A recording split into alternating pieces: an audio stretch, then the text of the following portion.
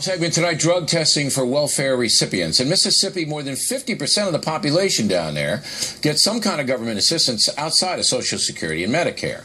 So the state government wants to drug test folks who apply for welfare to see if they're addicted. The thinking that if you're a drug addict, you're not going to spend the money on food or rent, you're going to buy drugs. Well, some on the left oppose the new law. Joining us from Washington, Fox News analyst Dennis Kucinich. Do you oppose it? I come from the center, and the problem isn't the law.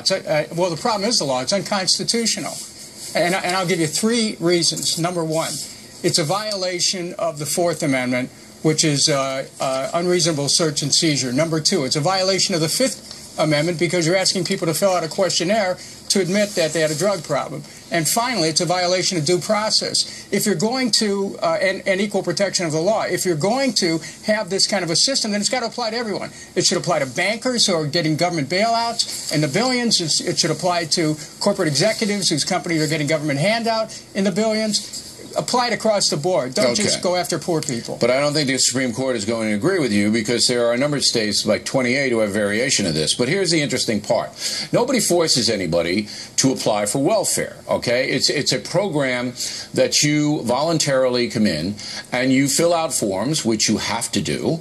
And part of the form in Mississippi would be, have you or are you using drugs in the past? Have you in the past or are you using now? I think that's a reasonable question for somebody getting something from the taxpayer. They want to know who the individual is. Now, if you say it's a Fifth Amendment question, a serious one.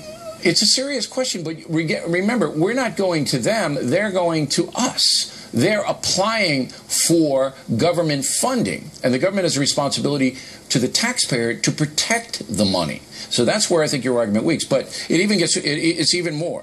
If there are red flags, so say, yes, I'm a heroin addict, please give me the welfare. Then you are required to go to counseling. Now, they won't say no. You'll still get the welfare. But you have to go to counseling, which I think is a good thing. We have a drug problem in this country, no question about it. It affects society at every level, not just the poor. Should the taxpayers be paying for people to use narcotics? You're pretty much saying yes. Are you kidding? Listen. No, that's not what this is about. The question is, should we have a society where only one segment of society is targeted? Let's go after everyone who's abusing drugs. I'm not targeting anybody. I want to protect taxpayer money. And if the money is going to people... I voted against the $700 billion bailout for bankers. How about the people who gave the bankers that money? Should the bankers had to show their status? Can I use the fruit analogy? Apples to oranges. Look, I'm not doing with the bank tonight. We'll do the bank some other day. We're going to stay on this. We're going to stay on this. The responsibility of every elected official is to protect the taxpayers' money. Absolutely. Okay. Absolutely. If you are giving money to people who are drug addicted or alcohol addicted, the odds are they will use the taxpayer money to buy the substance. Therefore, you must protect the taxpayer from that fraud. I am not defending those who are abusing drugs or abusing alcohol. What I am saying is we have to defend the Constitution, and if you require someone to admit that they use drugs on a questionnaire, that is a violation of the Fifth Amendment. To me, the Constitution trumps all that. You're asking them to fill out a form honestly. Do you require them to say anything? Do you tell them they have a right